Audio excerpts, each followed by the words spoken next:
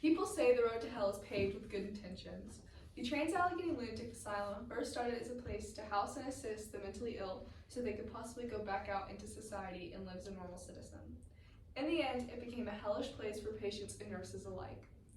I first came across the Trans-Allegheny Lunatic Asylum whenever I had an extra day in West Virginia and I decided to tour it with my family. Now, I found the history and the paranormal activity in the place very interesting, and that's why I decided to share it with you guys, because I thought maybe you guys would find it interesting as well. In this speech, I will be going over the asylum, its construction and its role in the Civil War, as well as its operating hours and tourism in West Virginia after the asylum closed. First, let's talk about the construction. Now, the construction began in 1858 when a man by the name of Thomas Kirkbride came up with a plan. According to Christina Gaddy at the Culture Trip, the Kirkbride plan consisted of wide open windows and open spaces to allow sunlight in and optimal movement so patients could be active and have a lot of sunlight, because that was seen as one of the leading helpers to alleviate mental illnesses. So he was able to execute this plan with an architect by the name of Richard Andrews.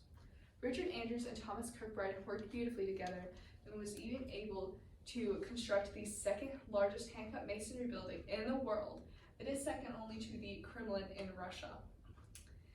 Now, to make matters even worse for the rumors about paranormal activity on the site, is the Trans-Allegheny Lunatic Asylum was built on 666 acres of land.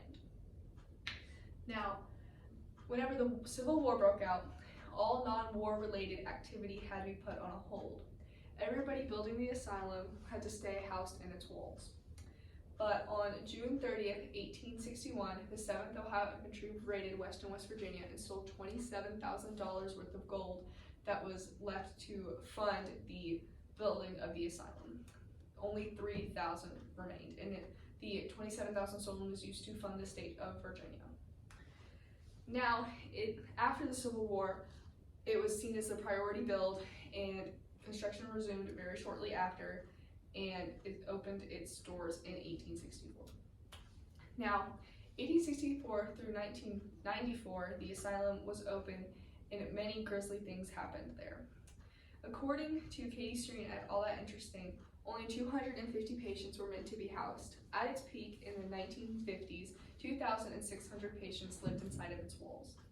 Bedrooms intended for one person was housing 3 to 4, and cots lined the walls. This led disease to spread like wildfire, and pneumonia was a main killer of the patients at this time. Grisly procedures such as an ice bath and the lobotomy and electroshock therapy were very common. Walter Freeman, who is known as the father of the lobotomy, performed many at the Trans-Allegheny Lunatic Asylum. According to Tanya Lewis at Live Science, the lobotomy is whenever an ice pick is driven into your brain through your eye socket, and it's basically moved around, severing your frontal lobe and basically making the patient a vegetable for the rest of their life.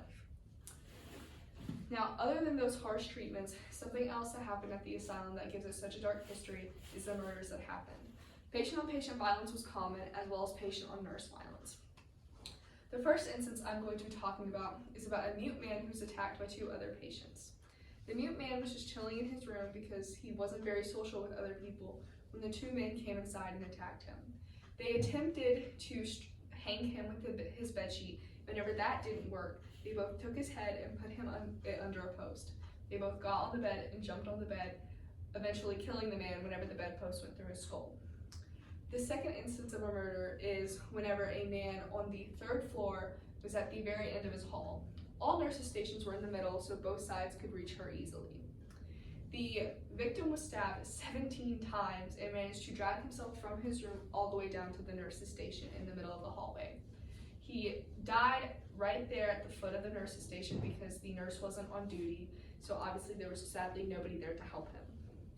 The last instance of violence that I'm going to talk about is patient-on-nurse violence.